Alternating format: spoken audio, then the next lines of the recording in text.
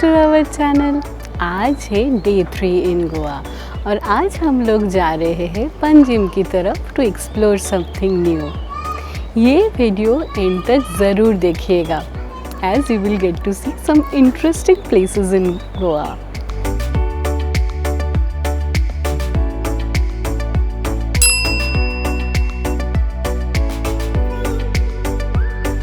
Time हो रहा है सुबह के 10:10। हम लोग ब्रेकफास्ट कर चुके हैं, अभी हम लोग निकल रहे हैं घूमने के लिए। Today is our last day in Goa, so we are really excited. We want to make the best out of the day. चलिए साथ रहिए। Panjim is around 30 kilometers away from Stonewood Resort. On our way to Panjim, we couldn't resist stopping by the beautiful Chapora River. हम बस admire कर रहे थे the serene view and peaceful atmosphere. Can you recognize this view? This is an iconic place in North Goa. अभी हम गोवा के iconic road para पे आ गए। This is so scenic and beautiful. Usually बहुत क्राउडेड रहता है बट इट्स अ मंडे, तो पूरा खाली है। We are lucky that way कि हम लोग इतना पीसफुली ये प्लेस एंजॉय कर पा रहे हैं। आप सोच रहे होंगे कि आखिर इस रोड में ऐसा क्या खास है। डियर जिंदगी में फीचर होने के बाद ये जगह ट्रैवलर्स और कंटेंट क्रिएटर्स के लिए एक मस्ट विजिट स्पॉट बन गई है। एंड ऑनेस्टली इन ऊंचे पाम ट्रीज के बीच से ड्राइव करना सच में एक सरियल एक्सपीरियंस था। अब हम पहुंच चुके हैं सालीगांव, नॉर्थ गोवा के एक खूबसूरत विलेज जो अपनी पोर्तुगीज आर्किटेक्चर और ओल्ड वर्ल्ड चार्म के लिए जाना जाता है। गोवा के सालीगांव में लोकेटेड है ये beautiful church. This church is a reflection of Portuguese architecture.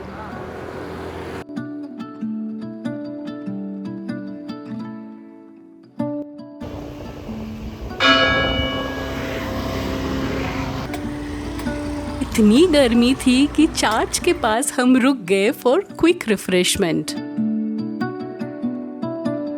अभी हम लोग पंजिम की तरफ जा रहे हैं और फाइनली हम पहुंच गए पंजिम, मांडवी रिवर के किनारे।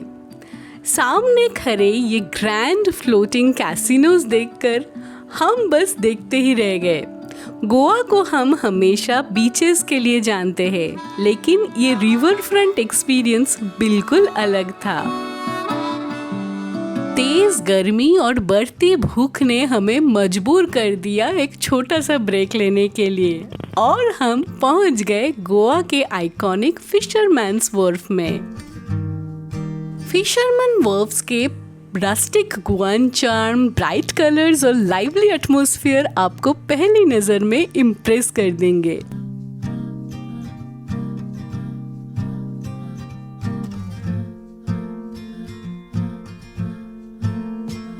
First we went to outdoor section, but इतनी गर्मी थी, then we moved indoor to AC section.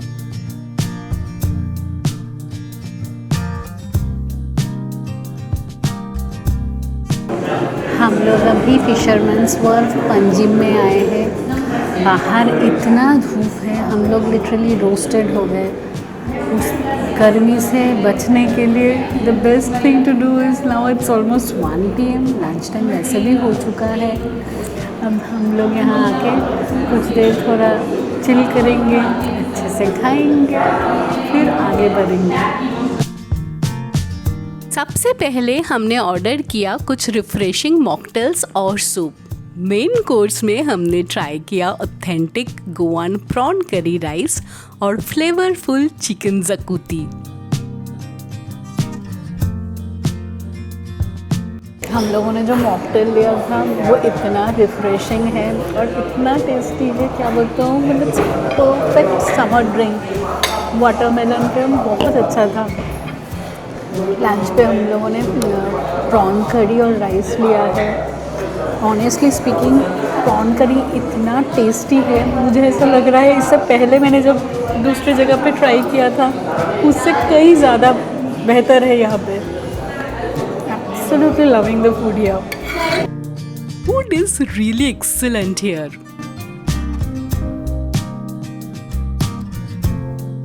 We had an amazing lunch here and the much needed rest in this scorching heat.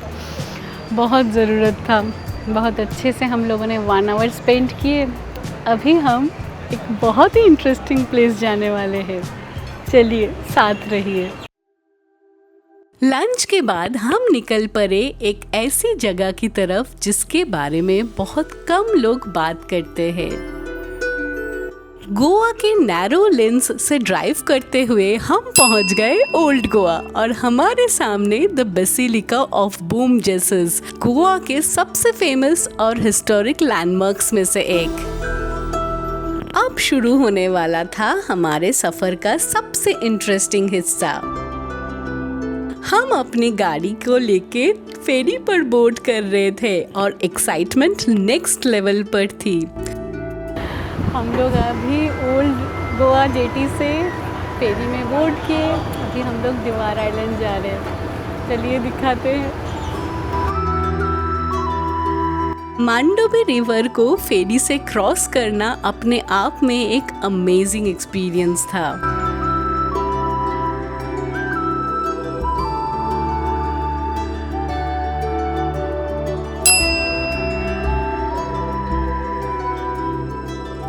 अभी हम आए हैं गोवा का एक हिडन जेम दीवार आइलैंड घूमने.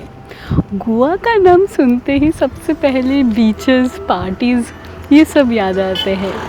बट अगर आप एकदम सीरीन और पीसफुल गोवा एक्सप्लोर करना चाहते हो तो यू मस्ट विजिट दीवार आइलैंड. चारों तरफ हरियाली, सामने शांत बहती हुई मांडोवी रिवर और एक अलग ही सुकून का एहसास. दीवार आइलैंड ने अपनी पहली झलक से हमें मिसमराइज कर दिया.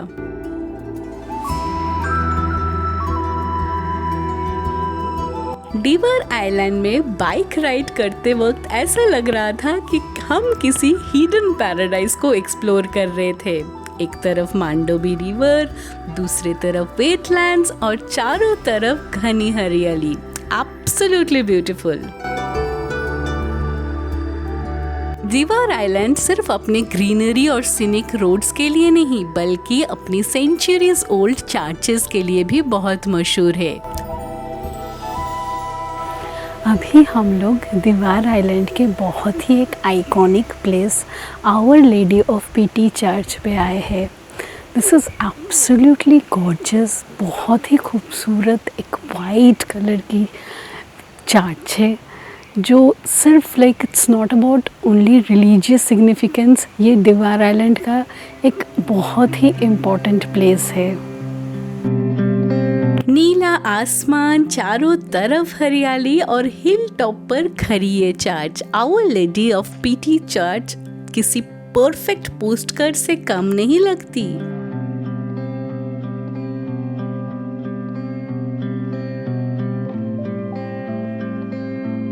The silence and serenity of this place is simply mesmerizing. दीवार आइलैंड के सबसे खास बात यही है कि ये आपको गोवा का वो रूप दिखाते हैं जो बीचेस और पार्टीज से बिल्कुल अलग है. यहाँ ना भीड़ है, ना शोर शराबा, सिर्फ सुकून, हरियाली और एक ओल्ड वर्ल्ड चार्म.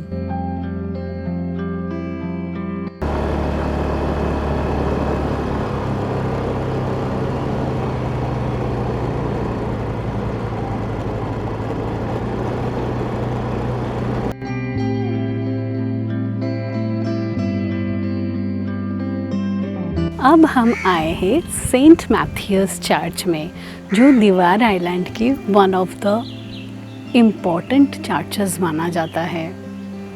ये 16th सेंचुरी में बना हुआ है. Just look at the beauty of Saint Matthias Church. इसकी pristine white beauty, surrounding greenery और पीसफुल एटमॉस्फेयर इसे और भी खास बना देते हैं।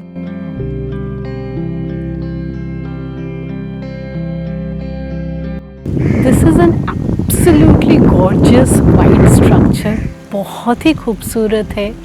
और ये दीवार लोकल कम्युनिटी और रिलीजियस पॉइंट ऑफ व्यू से देखोगे तो एक बहुत ही इम्पोर्टेंट सेंटर है।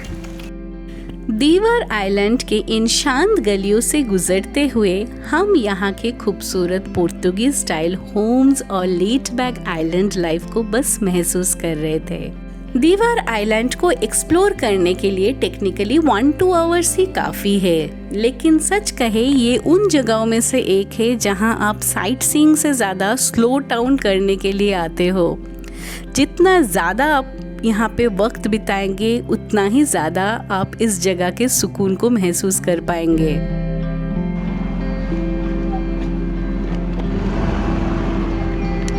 काफ़ी गर्मी थी और हमारा टूर थोड़ा एग्जॉस्टिंग हो रहा था, फिर भी हम लोगों ने दीवार आइलैंड पे लगभग 1 आवर स्पेंड किए और सच कहें यहाँ पे जो सुकून मिला it will be remembered for a long time. Bye bye Divar island, see you again. अभी इवनिंग 4 PM हो रहा है और जस्ट हम लोग दीवार आइलैंड से निकले। दीवार आइलैंड में एक्चुअली बहुत सारे फेरी पॉइंट्स हैं। हम लोगों ने इस बार दूसरा फेरी पॉइंट से रिवर क्रॉस किए। ओवरऑल दीवार आइलैंड हम लोगों को बहुत अच्छा लगा। It has a different vibe all together. बहुत ही एक क्या मैं बताऊँ, बहुत ही स्लो लिविंग एनवायरनमेंट है। लेड बैक टाइप फीलिंग आएगा आपको। बहुत सारे पोर्तुगीज स्ट्रक्चर देखने को मिलेगा। बहुत अच्छा लगा हम लोगों को स्कूटी से पूरा आइलैंड घूमने में। It's a very different kind of experience. आप लोग अगर गोवा आ रहे हो थोड़ा डिफरेंट ऑफ बीट एक्सपीरियंस करना चाहते हो then I will highly encourage कि आप एक बार दीवार आइलैंड ज़रूर घूमने के लिए आइएगा। गोवा में अपनी आखिरी शाम को हम समुंदर के किनारे एक खूबसूरत सनसेट और अपनों के साथ कुछ यादगार पल बिताना चाहते थे।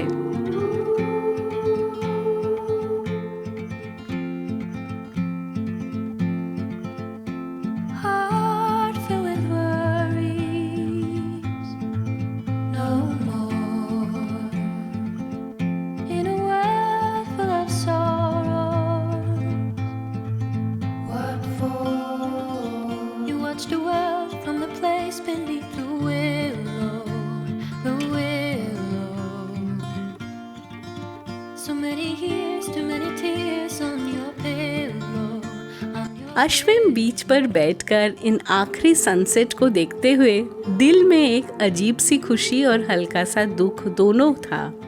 खुशी इस बात की कि हमने इतना अच्छा खूबसूरत पल बिताए और दुख इस बात का जो ये सफ़र ख़त्म होने वाला है।